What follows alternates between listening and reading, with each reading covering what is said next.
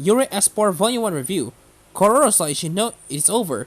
Her father's company is in financial ruin, and the only way to save it is to strike a deal with a very rich young man who agrees to help on one condition: to marry Kororo as soon as she finishes high school, with 1 year left until her doom. Kororo decided to spend her last year indulging in her love of women and lesbian romances, sketching art of warriors couples she's seen in real life, and creating her own stories of her love lives. Amami, her best friend, is happy to help her with her fantasies, but she also has her own desires to help Korora out of her engagement.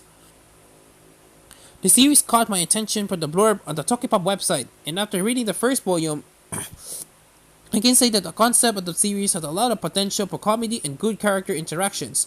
The structure of the manga goes like this. Each chapter is told in two parts. The first part is centered on Kororo and Amami in their everyday school lives, with Kororo seeing a couple in real life, or in some cases, just two people who happen to be sitting next to each other, and basically shipping them together.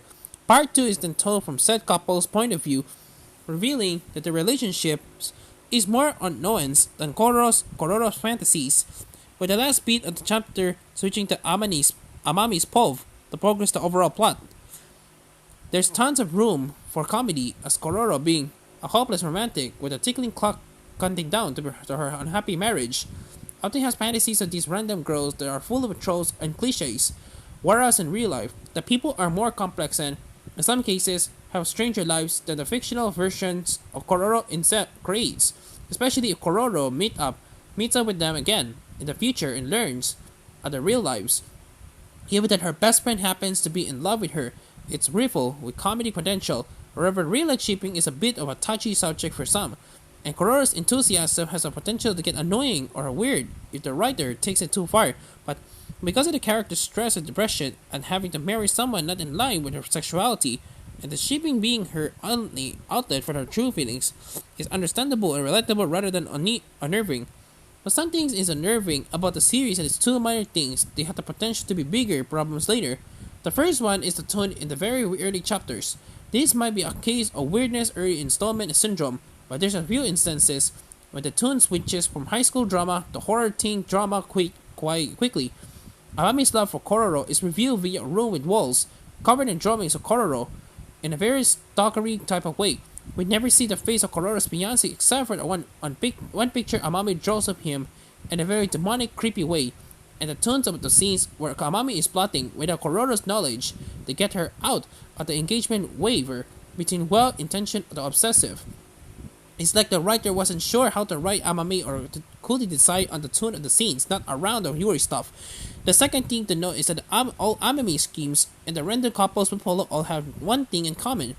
They all have Kororo's point of view.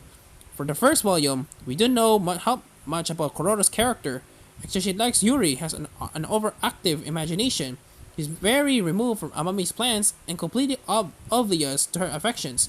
This results in both the faceless fiancé in Amami, and by extension the audience, treating Kororo like she's a prize to be won. She's not a real character right now. She's a pretty faces that the main characters want for themselves. Is this is the author's intention if we get a full deep dive into this as well as Kororo's self-actualization, then I think that could be a fantastic series. Right now, it's hard to tell this early on the series if it's just an oversight or laying the groundwork for something bigger. Mai Naui is the mangaka here, and this is the first series. Overall, the art is fine. There's a clear distinction between real life and Kororo's fantasies, with flowers framing the appropriate panels, but I sometimes struggle to know which girl was which. There's a lot of new characters thrown into the mix within the first volume that it was hard to keep up with who knows whom. Translation for Tokipop's LGBT Love X Love list is by Caroline Wong. The next text reads well, and each main character has a distinctive voice, which is appreciated. It is always easy to tell. Espoir is French for hope, which is something that I have for this series as it develops. Yuri Espoir has the potential to be good, and there's a few pages and moments I really like. So overall, I will recommend if you're interested. It's available digitally now and physically out in late July from Tokipop. 7 out of 10.